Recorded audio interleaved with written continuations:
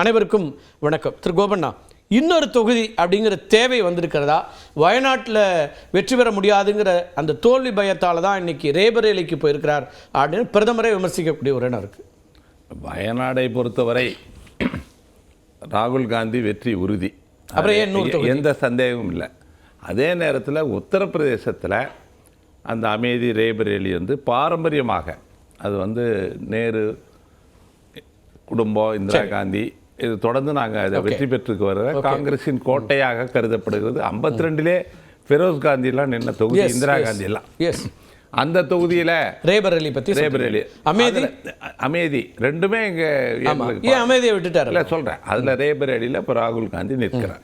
அமேதியில் பிரியங்கா காந்தி போட்டியிடல. அது தேர்தல் வியூகத்தின் அடிப்படையிலையும் பிரச்சாரத்துக்கு இன்னைக்கு இந்த தேர்தல் பரப்புரையில் பிரியங்கா காந்தியினுடைய பங்கு மிக அதிக அளவில் இருக்கிறது. பெரும் கூட்டம் வருகிறது. நல்ல பரப்புரையை அவர் மேற்கொள்கிறார். அந்த வகையில் இப்போ ராகுல் காந்தி வேட்பாளர் ஆகிட்டால் அவர் அதிகமான நாட்களை இங்கே செலவழிக்க வேண்டியிருக்கும். அதை ஈடுகட்டுற வகையில் பிரியங்கா காந்தியினுடைய பிரச்சாரம் இருக்குன்ற அடிப்படையில் இந்த அப்படின்னா இன்னொரு தொகுதியில் போட்டியிடவே கூடாது.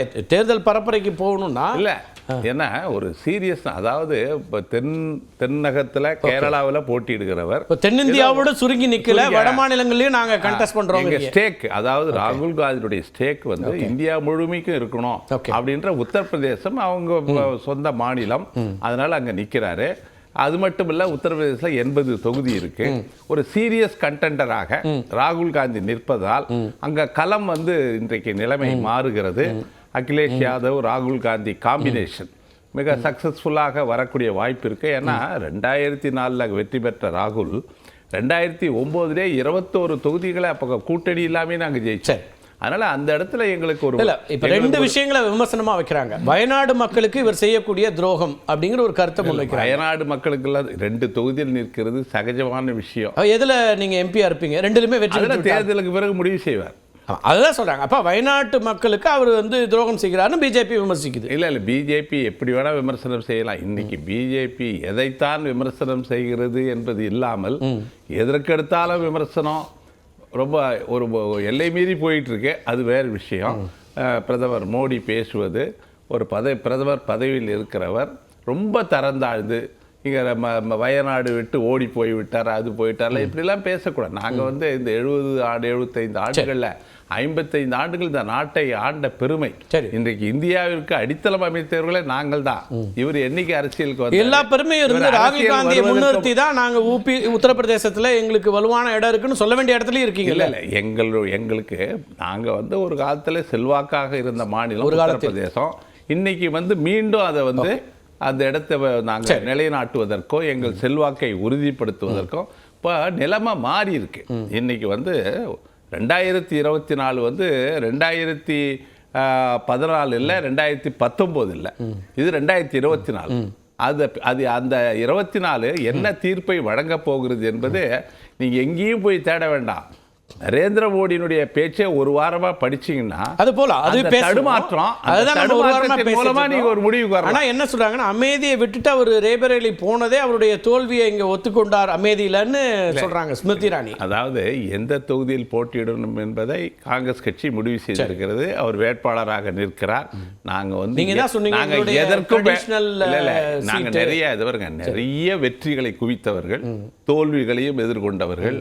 நாங்கள் பார்க்காத வெற்றி அல்ல, நாங்கள் பார்க்காத தோல்வி அல்ல, எல்லாவற்றையும் பார்த்து 20 முறை முயற்சி பண்ணிட்டாங்க சோனியா காந்தி இவரை வெற்றி அடைய வைக்கிறதுக்கு. 21வது முறையாகவும் முயற்சி பண்றாங்க அப்படின்னு அமித்ஷா சொல்றாரு. இல்ல நான் சொல்றேன், அமித்ஷாலாம் எத்தகைய அரசியல் பின்னணி கொண்டவர், மோடி எந்த பேக்ரவுண்ட்ல இருந்து வந்தாரு, ராகுல் காந்தி எந்த பேக்ரவுண்டில் வந்தார், சோனியா காந்தி எந்த பேக்ரவுண்டில் வந்தாங்க, எவ்வளோ பெரிய தியாகத்தை எல்லாம் செய்துவிட்டு அவர்கள் இன்றைக்கு அரசியல் நிற்கிறாங்கன்னு ஒவ்வொருத்தருக்கு பின்னணி இருக்கு, ட்ராக் ரெக்கார்டு இருக்கு. சரி, அதை மக்கள் பார்க்குறாங்க. ட்ராக் ரெக்கார்டில் இன்னைக்கு அவர் பிரைம் மினிஸ்டர், உள்துறை அமைச்சர், வெற்றி இருக்கு. ஜனநாயகத்தில் இன்னைக்கு தேர்ந்தெடுக்கப்பட்ட பிரதமர், அதை நாங்கள் ஏற்றுக்கொள்வோம். அதே நேரத்தில் இன்னைக்கு பாஜகவுக்கு எதிர்ப்பு அலை தென்னகத்தில் இல்லை, தமிழ்நாட்டில் தொடங்கிய எதிர்ப்பு அலை வடநாட்டில் வீச ஆரம்பித்து விட்டது, வீசிக்கொண்டிருக்கு. ஓகே, ரைட், பேசலாம். திரு சூர்யா, இவர் தேர்தலில் 2 தொகுதிகளில் போட்டியிடக்கூடிய வாய்ப்பு என்பது ஜனநாயகபூர்வமாக இருக்கக்கூடிய உரிமை.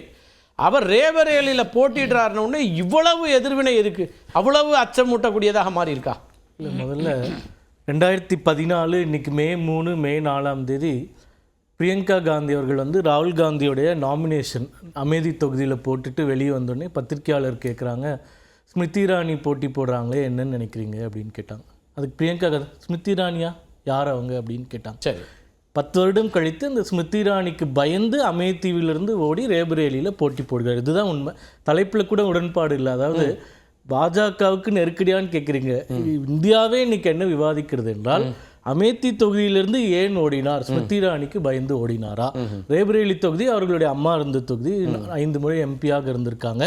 பையனுக்காக அம்மா ராஜ்யசபாவுக்கு போய் அந்த இடத்தை விட்டு கொடுத்தார்களா? இந்த மாதிரி தான் அந்த கான்வர்சேஷன்ஸே இருக்குது. இது ஏன் பிரதமர் இல்லை சார், நீங்கள் உங்கள் உரிமை, நீங்கள் ஒரு பார்வை முன்வைக்கிறீங்க.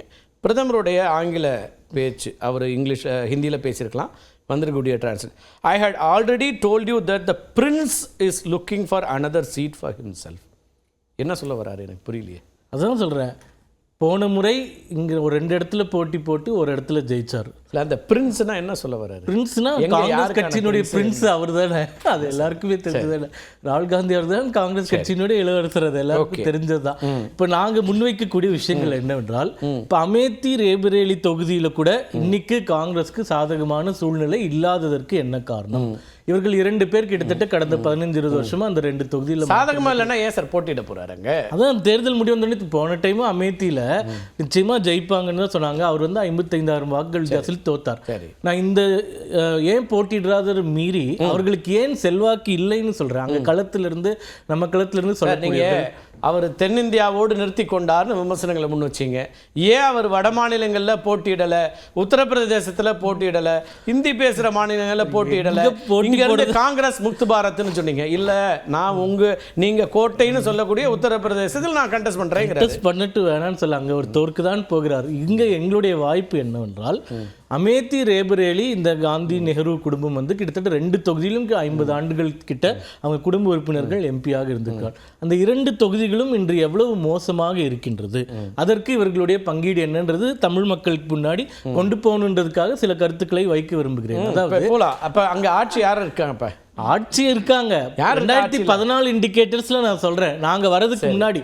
அதுக்கப்புறம் எவ்வளவு நாங்க முன்னேற்றி இருக்கோன்றதையும் நாங்க சொல்ல முடியும். இப்போ ஒரே ஒரு எக்ஸாம்பிள் சொல்றேன், அடுத்த கட்டத்துக்கு போறதுனால. நீங்க இந்த பிரதமர் வந்து சன்சத் கிராம் ஆதர்ஷ் யோஜனான்னு சொல்லிட்டு 2014 வந்தோடனே ஒரு எம்பியும் கிராமங்களை தத்தெடுக்க வேண்டும்னு ஒரு திட்டம் கொடுத்தாங்க. நம்ம தமிழ்நாட்டில் கூட எல்லா எம்பிக்களும் எடுத்திருந்தாங்க. இப்போ இந்த 2 தொகுதியிலும் சோனியா காந்தி அம்மையாரும் ராகுல் காந்தி அவர்களும் 2014 ஒரு கிராமத்தை வந்து அவங்கவுங்க தொகுதியில் தத்தெடுத்திருக்காங்க. 10 வருடங்களில் ஒரு தடவை கூட அங்கே போய் கூட பார்க்கல. இரண்டாவது, அமேத்தி தொகுதிக்கு ராகுல் காந்தி அவர்கள் ஒவ்வொரு முறை போகும்போதும் இங்கேருந்து லக்னோக்கு ஃப்ளைட்டில் போயிட்டு, ஃப்ளைட்லேருந்து அங்கே ஒரு இராணுவ விமானத்தளம் இருக்குது, ஹெலிகாப்டரில் போய் இறங்கிட்டு போய் அங்கே ஏதாச்சும் நிகழ்ச்சி இருந்தால் அதை அட்டன் பண்ணிட்டு வெளியே வந்துடுவாங்க. இது ஸ்மிருதி இரானி அவர்கள் லக்னோக்கு ஃப்ளைட்டில் போவாங்க, அங்கேருந்து காரில் போவாங்க. காரில் போய் 140 கிலோமீட்டரில் வழியில் இருக்கக்கூடிய கிராமங்கள் எல்லாம் கடந்து செல்வாங்க. அங்கே கௌரிகஞ்ச் அப்படின்ற ஒரு சட்டமன்ற தொகுதிக்குள்ளே இருக்கக்கூடிய ஒரு பகுதியில் வீடை எடுத்து அந்த வீட்டில் அவங்க ஓட்டராக பர்மனன்ட் அட்ரஸாக மாறி அந்த வீட்டில் இன்னைக்கு வசிச்சுட்டு இருக்காங்க. அதனால மக்கள் கிட்ட தொடர்பு இல்லாததால் இவர்கள் தொகுதிகளை தேடி பல இடங்களுக்கு போக வேண்டியதாக இருக்கிறது. இன்னைக்கு முக்கியமான கேள்வி என்னன்னா, அமேத்தி தொகுதியிலிருந்து ராகுல் காந்தி போட்டியிடுவதற்கு ஏன் பயந்து அதை விட சேஃப்னு சொல்லக்கூடிய அந்த கேள்வி முன்வைப்போம். முதல் கட்ட கேள்வியா